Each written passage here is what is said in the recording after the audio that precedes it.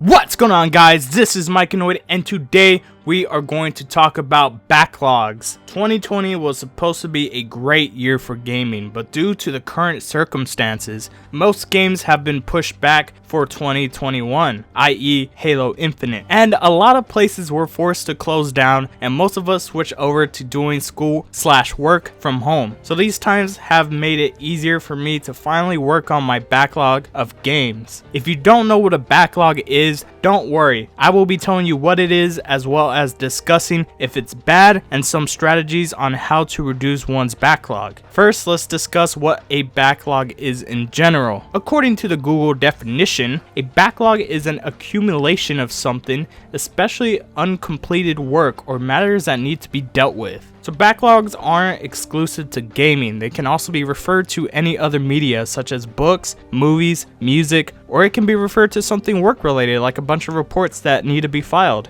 So when people refer to a backlog in gaming, they are talking about a bunch of games that they still haven't played yet but want to. So what games are considered to be in someone's backlog? Let's go ahead and look at my collection of games. Of course, we can exclude everything I've played in the past, but what about the rest of my collection? Are the games that I haven't played in the backlog? What about the games that I've played for a few hours but never completed? It pretty much depends on what I'm interested in playing. For example, even though I haven't played Barbie for the Game Boy Color, I have no interest in playing this game, therefore it's not in my backlog. The same can be said about Phineas and Ferb, The Biggest Loser, Cars. Well, you know what? I actually am kind of interested in playing this one, so it's in my backlog. The same thing can be said about the games I've played for an hour or two. I played Xenoblade Chronicles for only 5 hours. I haven't played it in a few months, but I still plan on going back to it, so it's still in my backlog. Now, I played The Legend of Korra for the 3DS for a good hour, and I mean I could keep it in my backlog, but I'd rather just pretend that this game doesn't exist. And that's another thing. You don't have to complete a game to get rid of it from your backlog. You can just play it for a while, and once you get enough enjoyment out of it, or when you realize how trash it can be. So is having a backlog bad? Absolutely not. I think it's better to have a good collection of games and play them at your own pace than to not have anything to play at all. Most of the games I own are all games that I'm actually interested in playing. I may not have the time for every single game, but whenever I do get time, I always have a good selection to choose from. The word backlog is kind of negative though. It makes it sound like you've been lazy and just accumulated a bunch of games you need to play. If I feel like I need to play a game, then it's harder for me to get excited about playing it. I want to play a game because I actually want to, not because I feel forced to. At the end of the day, playing games is just a hobby for me. If I want to play Pokemon Heart Gold for the 6th time, then that's what I'll play. If I want to play GTA Vice City for the first time, then I'll do it. Hell, if I'm not in the mood to play anything, then I don't have to play anything. I go at my own pace and play what I want when I want. So now that we've addressed what a backlog is, let's talk about some strategies that one can take when working on their backlog. One method I've seen is making a whole ass schedule of what games to play on certain days. What you do is look up how long it takes to complete a game and then try and fit when you're going to play it and for how long. Listen, I don't even make a schedule for my school life. Why would I even make a schedule for gaming? If you're someone who needs to be organized in everything you do, then this method is probably for you.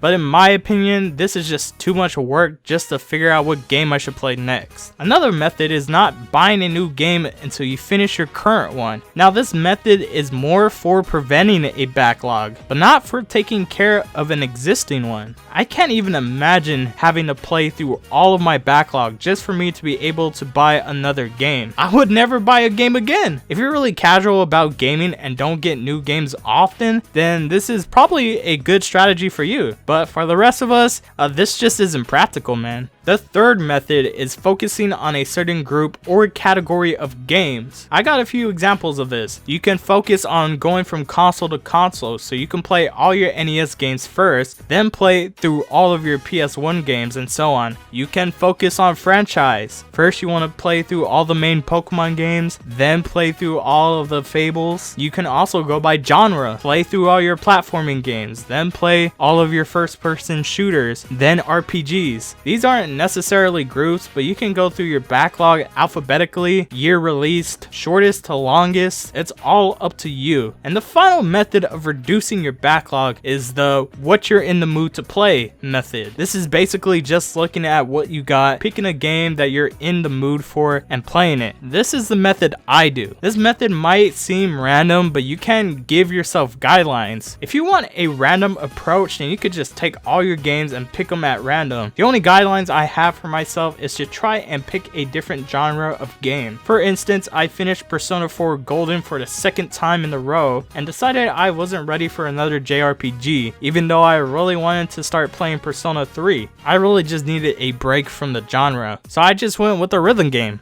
Persona 4 Dancing All Night. So those are 4 methods, well, technically 5 since I added that random method. So those are 5 methods that we can use to reduce our backlog. It all depends on you what method is best. Like I said, the schedule method might really be for you, but for someone else, it's probably not that good. You just need to see what works best for you. I do have some Switch games in my backlog. I got Octopath Traveler, Tokyo Mirage Sessions, Fire Emblem Warriors, Xenoblade Chronicles 2, I mentioned that earlier, I just really want to go back to playing it, and then the first Xenoblade Chronicles. Well, that's going to be it for today's video. Please leave a comment, tell me what games are in your backlog. Thank you guys for watching, and of course, I'll see you guys in the next one. Take care. 2020 really is a terrible year.